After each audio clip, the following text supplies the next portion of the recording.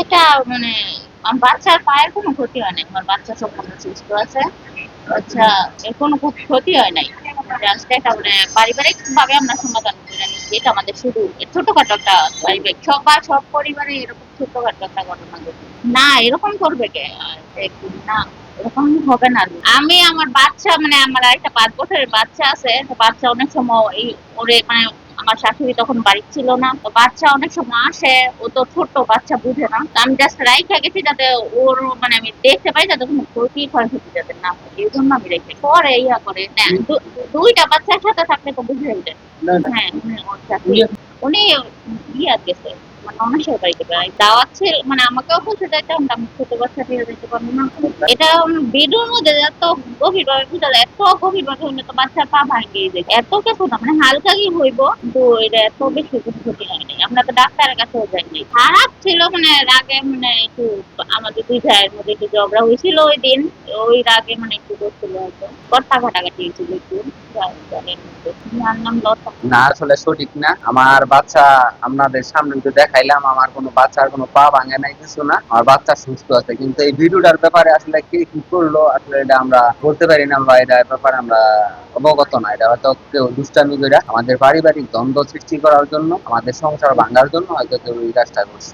হ্যাঁ, আমার সন্তান, আমার ছেলে, আর আমার ছেলে আপনারা দেখতে পারেন, এই আমাদের কাছে আছে। ওর পা যদি ভাঙতো তাহলে অবশ্যই ওর পায়ে প্লাস্টার থাকতো, আর আমরা বাচ্চা কান্নাকাটি করতো। তো আমাদের বাচ্চা আলহামদুলিল্লাহ অনেক ভালো আছে। আর এই ঘটনাটা সম্পূর্ণ মিথ্যে। এই যে আর আপনারা আসছেন, এই জন্য আমি নিজে এই আমার পরিবারের পক্ষ থেকে আমরা লজ্জা বোধ করতেছি। আসলে আমাদের এই বাড়িতে বিগত এই 20-50 বছরের ভিতরে কোনো প্রশাসনিক লোক বা কোনো মিডিয়ার লোক আসার মতো এরকম কোনো কাজ আমাদের পরিবার বা আমাদের পূর্বপুরুষ কেউ করে নাই। এর জন্য আমি ব্যক্তিগত ভাবে এটা লজ্জিত না। আমরা বাইরে আমরা সবসময় মিল, এখনো মিল, আগেও মিল ছিলাম। আর আমার পাড়া প্রতিবেশী আছে, জিজ্ঞাসা করবেন, আমরা যদি কোনো সময় আমরা দুই ভাই কোনো সময় জীবনে কেউ শোনে না আমরা ঝগড়া করছি, তাইলে আমরা এটা আপনারা জিজ্ঞাসা করেন, সমস্যা নাই। কিন্তু আমরা জীবনে কারোর সাথে আমরা ভাইরা ভাইরা কোনো ঝগড়া লাগি নাই, বা আমাদের পারিবারিক এরকম কোনো কিছু ঘটে নাই। জানি বাচ্চা তো আমারই বাতিজার বাড়ির নাতি, কিন্তু বাচ্চা হওয়ার পরে তো অসুস্থ, দীর্ঘদিন হাসপাতালে ছিল এবং বাসায় আসছে এবং ভালো আছে,